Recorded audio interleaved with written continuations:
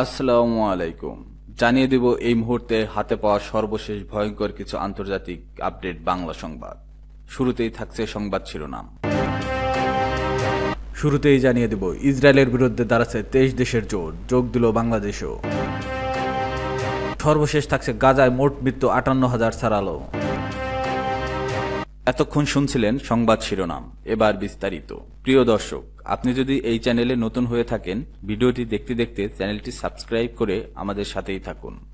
ইসরায়েলের বিরুদ্ধে দাঁড়াচ্ছে 23 দেশের জোট, যোগ দিল বাংলাদেশও। ইসরায়েলের বিরুদ্ধে শক্ত পদক্ষেপ নিতে যাচ্ছে জোট হলো 23টি দেশ।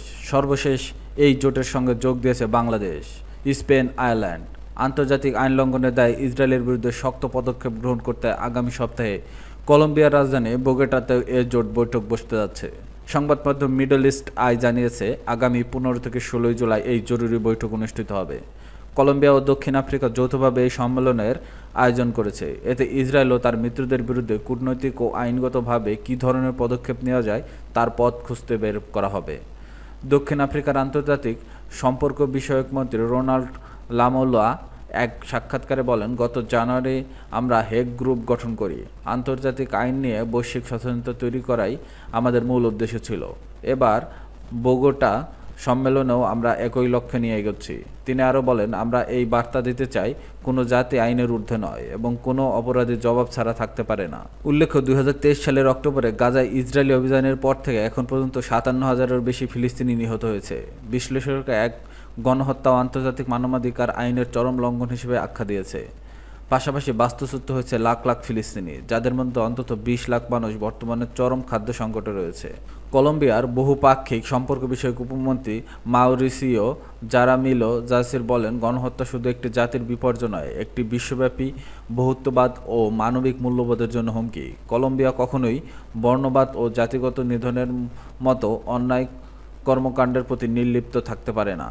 তিনি আরও বলেন, বোগোটা সম্মেলনে অংশগ্রহণকারী দেশগুলো শুধু প্রতীকী সমর্থন নয়, বরং কিভাবে কার্যকর পদক্ষেপ নেওয়া যায় সেই বিষয়ে একযোগে কাজ করবে। উল্লেখ্য, চলতি বছরের জানুয়ারিতে নেদারল্যান্ডসের হেগ শহরে প্রথম এই জোট গঠিত হয়, যার প্রতিষ্ঠাতা সদস্য দেশগুলোর মধ্যে Bolivia, Colombia, Cuba, Honduras, Malaysia, Namibia, Senegal ও দক্ষিণ আফ্রিকা।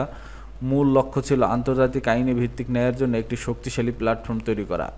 এবার বোগোটা সম্মেলনে অংশ নিচ্ছে Algeria, Bangladesh, Bolivia, Brazil, Chile, চীন, Cuba, Djibouti, Honduras, Indonesia, Ireland, Lebanon, Malaysia, Namibia, Nicaragua, Oman, Portugal, Spain, Qatar, তুরস্ক, সেন্ট ভিসেন্ট ও গ্রিনডিনেস ও উরুগুয়ে, ফিলিস্তিন। বিশ্লেষকদের মতে এই সম্মেলন আন্তর্জাতিক ন্যায় বিচার প্রতিষ্ঠার পথে একটি গুরুত্বপূর্ণ পদক্ষেপ হয়ে উঠতে পারে। গাজায় মোট মৃত্যু 58,000 ছাড়ালো। ইসরায়েলি বাহিনীর ভয়াবহ বিমান হামলায় অন্তত 95 ফিলিস্তিনি নিহত হয়েছেন। রবিবার 13 জুলাই গাজা সিটির একটি বাজার ও শরণার্থী ক্যাম্পের একটি পানি সংগ্রহ কেন্দ্রে চালানো হয় হামলা। এ প্রাণহানির ঘটনা। ফিলিস্তিনি স্বাস্থ্য মন্ত্রণালয়ের বরাতে এ তথ্য জানিয়েছে আল জাজিরা। গাজার স্বাস্থ্য মন্ত্রণালয় জানিয়েছে, এই হামলায় মোট মৃতের সংখ্যা বেড়ে দাঁড়িয়েছে 58,026 জনে, যার অর্ধেকের বেশি নারী ও শিশু। আহত হয়েছে আর অন্তত 1,38,500 জন। গাজা সিটির বাজারে ইসরায়েলি হামলায় নিহত হয়েছে 17 জন। নিহতদের মধ্যে আছেন খ্যাতনামা চিকিৎসক আহমেদ কান্দিল। অন্যদিকে নুসেইরাতে পানি সংগ্রহের লাইনে দাঁড়িয়ে থাকা শিশুদের উপর চালানো হয় কমপক্ষে 10 জন নিহত এবং 17 জন আহত হয়েছে। ইসরায়েলি বাহিনী দাবি করছে, নুসেইরাতেই লক্ষ্য ছিল একজন যোদ্ধা, তবে প্রযুক্তিগত ত্রুটির কারণে হামলা লক্ষ্যভ্রষ্ট হয়। তবে এ দাবি স্বতন্ত্রভাবে যাচাই করা সম্ভব হয়নি। গাজায় চলমান ইসরায়েলি অবরোধের কারণে জ্বালানি সরবরাহ বন্ধ করে দেওয়া হয়েছে, ফলে ডেসালিনেশন প্লান্ট ও পানির শোধনাগারগুলো বন্ধ হয়েছে। বহু বাসিন্দা এখন হাঁটাহাঁটি করে সীমিত পানি সংগ্রহের চেষ্টা করছেন। জাতিসংঘ শিশু সংস্থা ইউনিসেফ জানিয়েছে, জুন মাসে গাজায় 5,800 শিশু অপুষ্টিতে আক্রান্ত, যার মধ্যে 1,000 চরম ঝুঁকিতে রয়েছে। রবিবার 7 মাস বয়সী সালাম নামের একটি শিশু অপুষ্টির কারণে মারা যায়। জাতিসংঘের 8টি সংস্থা এক যৌথ বিবৃতিতে বলেছে, যদি পর্যাপ্ত পরিমাণ জ্বালানি প্রবেশ করতে না দেওয়া হয়, তাহলে হাসপাতাল, পানি সরবরাহ, অ্যাম্বুলেন্স, জরুরি সেবা পুরোপুরি বন্ধ হয়ে যাবে।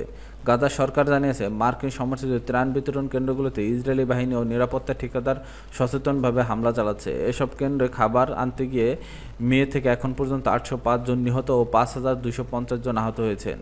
এদিকে দোহায় যুদ্ধবিরতি নিয়ে আলোচনা চললেও যুক্তরাষ্ট্র সমর্থিত 60 দিনের প্রস্তাবিত যুদ্ধবিরতির স্থবিরতায় পড়ে আছে।